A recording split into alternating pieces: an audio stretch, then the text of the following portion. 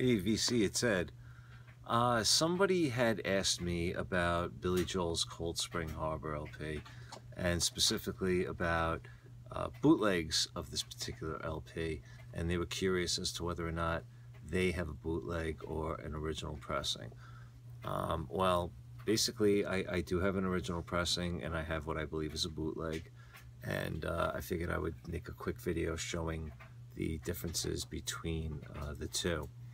Okay, now this pressing that I'm showing right now is still in the shrink wrap. And then I have this pressing.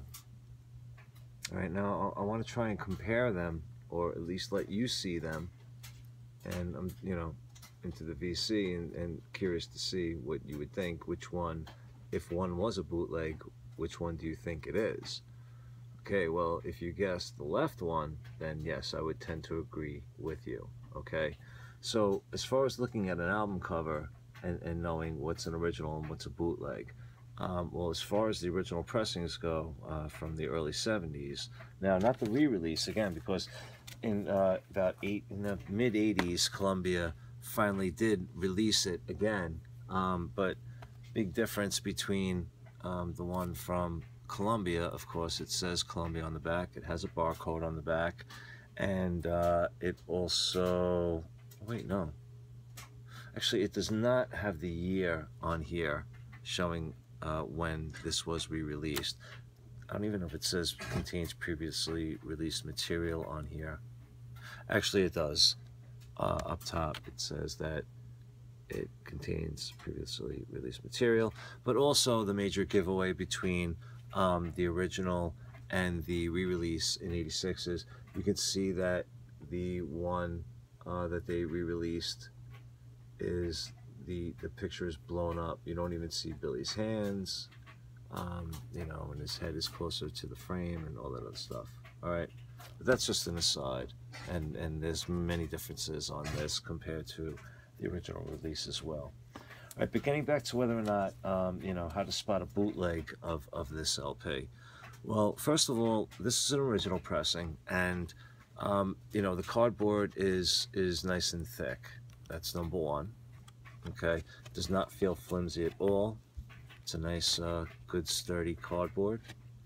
All right, and the picture, the details in the picture are very easy to see. You see the rocks. You can tell that they're rocks. You can see, pretty much what's going on there. You see Billy's face, in pretty nice detail. Okay, and whereas the other album cover is very flimsy, it's a thin, feels like and looks like a thinner cardboard. And the other thing is you can kind of see, also it was cut poorly. You see the border there where it should have been cut, but there's still some run over of white here. All right, so that's another giveaway, and the same thing even on the back. You can see where, the picture should just go all the way to the edge of the cover, but here you'll notice that the picture ends and there's a border. All right, so this clearly tells me that this one is a bootleg. If you look at the face, and you can see how blotchy it is on the shadowed side, as opposed to here where it's pretty clear, and you can see the picture is much darker on the bootleg. Okay, all right, but just some easy ways to tell. Definitely, this is a stronger cardboard. This is very flimsy. All right, now let's get to the LPs themselves. So here we have a label, Family Productions, but this says it's a DJ copy.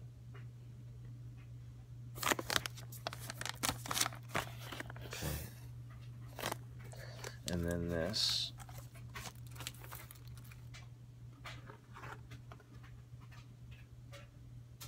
Family Productions, family label. Now you'll notice that this label is much more detailed, has the stars, the way Family Productions is written. side too. Alright, now then compare that with this, the DJ copy. Okay, so yeah, basically this is the bootleg, or this came, you know, with the flimsy cover, the bootleg cover.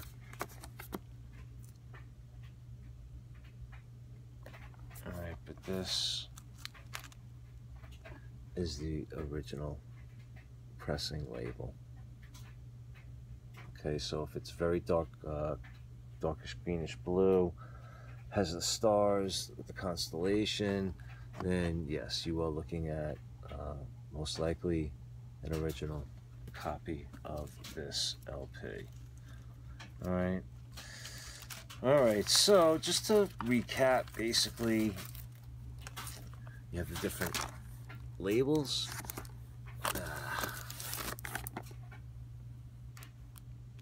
One that says DJ copy, that's the boot or counterfeit or whatever you want to call it, and then the original Family Label Productions. Alright, and then you have the much clearer, easier to see picture, not so darkly shaded,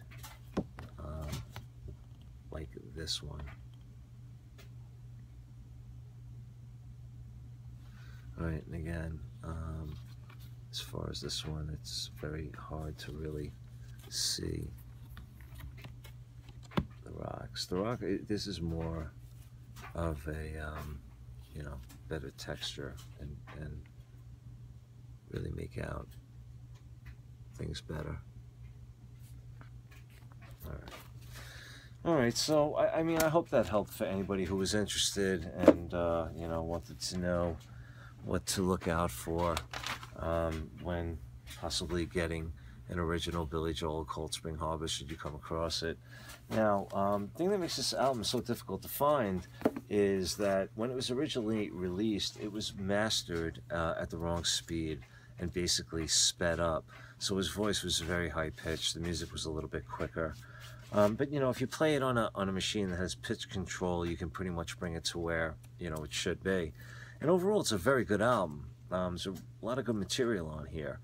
And it's unfortunate because it gets overlooked. But then, like I said, in the 80s, when Billy Joel was really, really popular, they re-released it. And what they did was they remastered it as well. So they basically brought it to the mastering speed of where it should have been and matched, you know, the pitch, you know, mostly correctly. But also what they did, which was a big letdown for me, was they also like remixed the songs and edited some of them down, or remastered and remixed and edited some of it down. For example, the second song on the album, You Can Make Me Free, on the original album, it's like a 5-minute plus long song, but then really, really great jam in the middle and just awesome song. But when they did the re-release in the 80s, unfortunately, they cut it down to about 3 minutes. And it just, I remember listening to this when I got it back in the day when they released it. And I was like, oh my God, what did they do to this thing? It was ridiculous. They should have, if anything, just brought it to where the pitch needed to be and left everything else alone, because it was really a good album. But, oh well, what are you going to do? All right, so that is my video trying to help you to discern between original and bootleg of an original Billy Joel Cold Spring Harbor LP. All right, I hope it helped, and any comments, feel free to leave them. And good to yourselves, good to each other. Can't do either, leave me out of it. Be good.